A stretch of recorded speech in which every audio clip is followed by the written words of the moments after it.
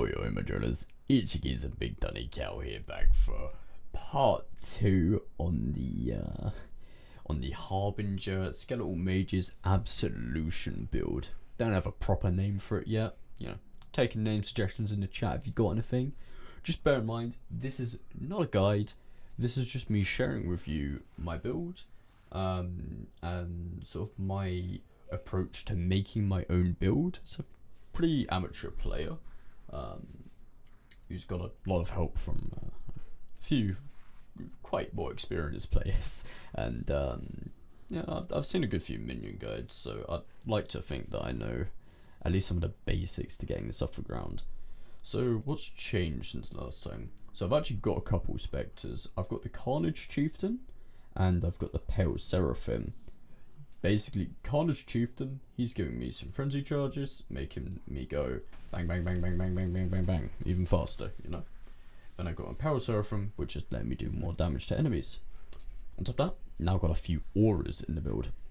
We have Vitality, which is meaning I'm pretty much living any gradual damage.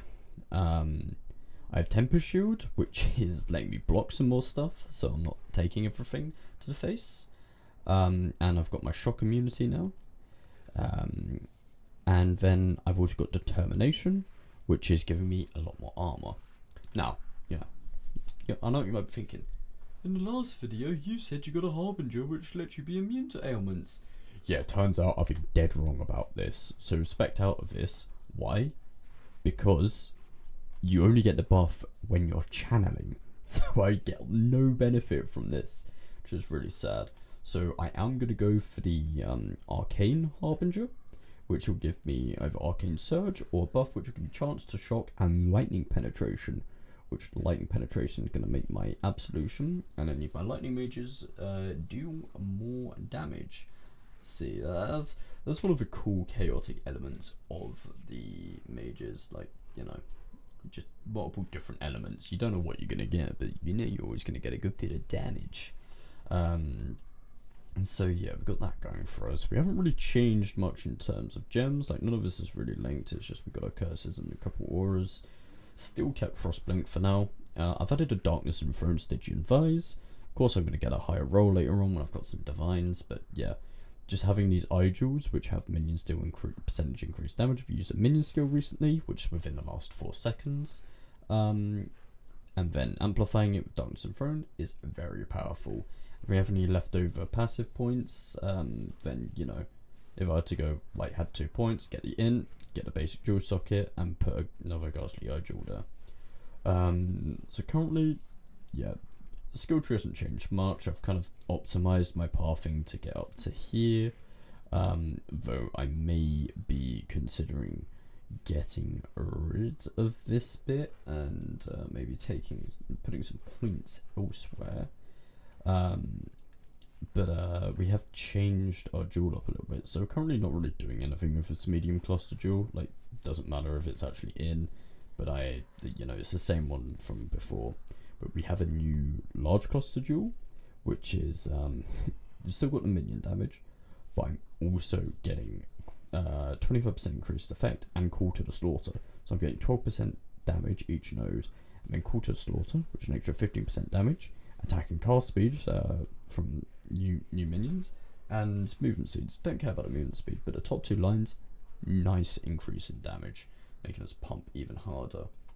I've also taken these nodes just for a bit more mana reservation efficiency, which is allowing me to cram in 3 auras quite comfortably. I've noticed, like, when you get to 100 mana, that's when you can't really cast as much anymore.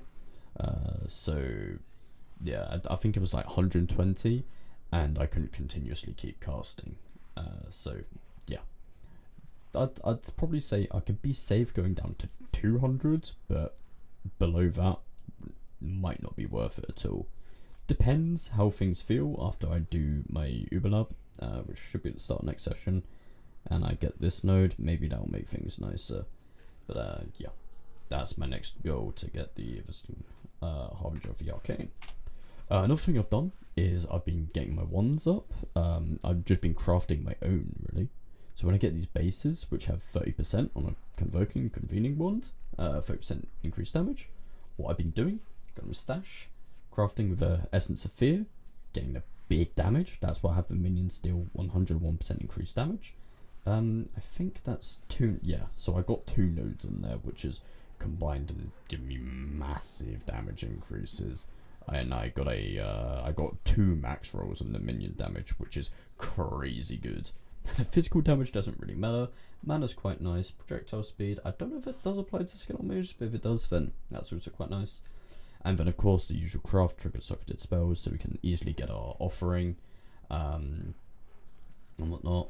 Just remember, if you want to raise spectres or raise zombies, then take the flesh offering off, and then yeah, we could go. Let's press a random skill, spam your raise zombie button, boom, get them back up. Nice that way. I've kept crafted life because I do need the life pool. I've gotten a bit of cold and chaos resistance on here. Also on the helmet, I've gotten maximum number of raised zombies and skeletons. One of my friends actually got this as a drop. He was doing his syndicate crafting, and yeah, helmet dropped with the level of minion skill gems, and then he failed the raised zombies and skeletons in Discord with him, and I was like, yo, can I have that? And just slid it over, and because it was crafted like that, that let me do the cold and chaos resistance on top of it. So yeah, veiled crafting, very nice. As for the rest of our gear, it's still just keeping up at LA reses and whatnot. Changed our flasks about now. I've got a Rumi's concoction, got a quicksilver, got a good quartz, got a good life flask. So this is giving me bleed immune, this is just making me very tanky. This is giving me shock immunity, which I need to change because Tempest Shield already gives me that, so I'm going to re-roll that later. I want to get poison immunity because chaos damage absolutely ruins me. This is giving me percentage increased armor, which is absolutely nutty. And then yeah, we're probably going to get a basalt flask as our final one. We are running quite a bit of energy shields, so you know, not having to deal with ignite would be quite nice. And we're going to get rid of our freeze, of course, when we do the divine vessel for the Brand King. And yeah, currently using Radhakesh because bleeds have been quite nasty to me, but I don't really need it now that I've got this life flask, so I could just I could go back to the ignite one. I do believe there's also a poison one. Yeah, okay, yeah, I think that was our Akali, but yeah, okay, for now we're gonna low ignite. That's gonna help us be tanky. Fran the day with pretty much useless Pantheon. Next thing I want to go over is content. What content have I been finding to work the best for me? So I've vetoed a couple bits already. I've vetoed Ritual. I feel it's a bit too rippy. The build's a little bit squishy, and when you're crammed into that space where you kind of have to face tank things, doesn't work out for you. It's better if you can just, when you're running along, ideally you want to be like, right, okay, boom, Skelly Mage is there, get some Absolution summons, and then let them be your caster front line bombarding everything. Like your zombies and spectres are going to dive in straight away, so they're going to be your front line.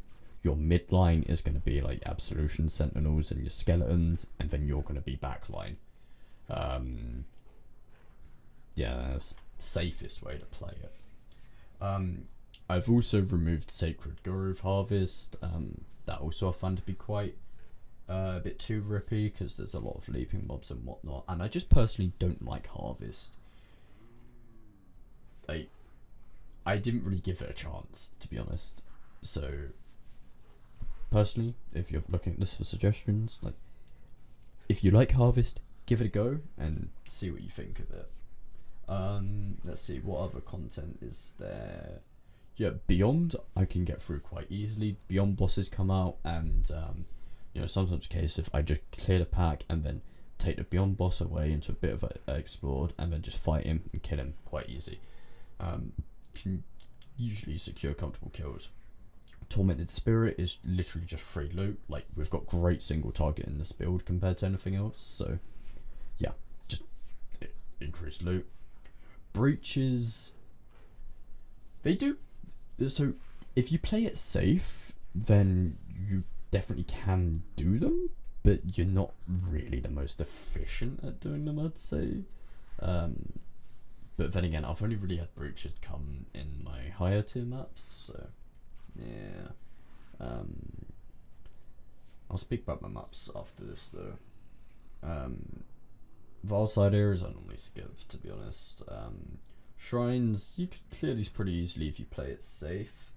One of the things with really big packs is, like, as I said, if you get your front line, your mid line, your back line, you stay in the back and you let the minions go in, they will pick things off and whittle them down, so that eventually you can move in and then claim the glory, claim all the loot. The Syndicate is one I want to talk about actually. So I run Delirium to get my cluster jewels, selling them quite nicely as well. But the Syndicate, when you get an intervention assassin, they tend to end your Delirium runs quite quickly. That and like doing multiple mechanics and while you've got the Delirium going, that's also a pretty big run ender. But you know, you can still get your cluster jewels quite easily, so if you want to farm yourself, go for it. Abyss can also be a bit rippy, but it's worth it for getting the eye jewels if you want to farm that yourself, and any other Abyss items. You know, I've personally farmed my own Darkness and Thrones in prior leagues and got my 100% that way. Legion, you can clear a decent bit of it, but you know, you're not always going to get all of it, and you can get a pretty decent bit of loot. Just be careful of Soul Eaters. The big thing for this build, Soul Eaters, prio kill them, because your minions will just kill everything around it and buff it, so it's like bigger than, I don't know, Osiris. I think if I'm gonna veto more content, it would probably be, I want to get rid of Einhar. Despite us having good single target, the beasts do just cause way too much of a problem to deal with, so vetoing Einhar. Ultimatum, just like Ritual, it crams you in a small space and it's just a guaranteed death and not much loot. You probably could make it work, but for the most part, if you want to just blast through things, I personally would recommend vetoing it. I think there is something else that was not really worth it. Oh, Expedition, while, like, you know, lower maps you can clear it quite comfortably, higher maps it just gets super rippy, even if you don't take bad remnant mods affixes, whatever it is, the little busts that have the special stats on it. Even if you don't take bad ones of those, it still can just mount up and get you killed really easily. So I think that's another thing I'm going to get rid of. But yeah, this build will probably be a lot better when you're like farming for Mavens and Exarch Eater of Worlds and then doing your Pinnacle bosses. Of course, it's got quite a bit of a way to go to be defensive enough and whatnot. The next layer of defense I want to work on, that is going to be via spell suppression. But that's going to be sort of my end game. And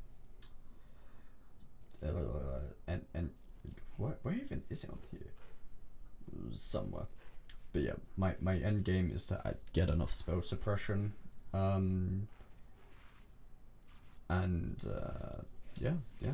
that's going to be helping me live a lot of the big bosses, but the aim is to try and just kill things before they kill you, and this build should blast single target. Whenever I'm doing map bosses, they go down so fast compared to anything else in the map. Your Val Absolution is actually really good at doing AoE though, so don't underestimate that. So I was gonna talk about something, but it's completely slipped my mind now, so I'm sure people in the comments will be like, oh, you're gonna say this, but you didn't. It's late for me, so like 11 o'clock, I just finished a stream of a day. As you can see, I'm wearing the same banty as I was in yesterday's video, if I even upload this in a proper schedule. But yeah, in the last video, I was talking about this build. But yeah, it's coming along quite nicely. It's getting some progress. Oh, I think it was maps I was going to talk about. Yeah. So, like, in the comment or in the description of the last video, I said I got to tier 6 maps, but it was kind of an ego push. I'd only done one. And, like, today, I did a couple more, got my Maven's invitations. But, I got humbled pretty quickly, realizing that these maps are, like, 5-6 portals at the start of the day. And then as I got some gear change and whatnot, I'm now, like, I'm going for 6s, 7s and 5s and whatnot, and I'm hoping that next session I will be able to do my quest to get the tier 8 maps done.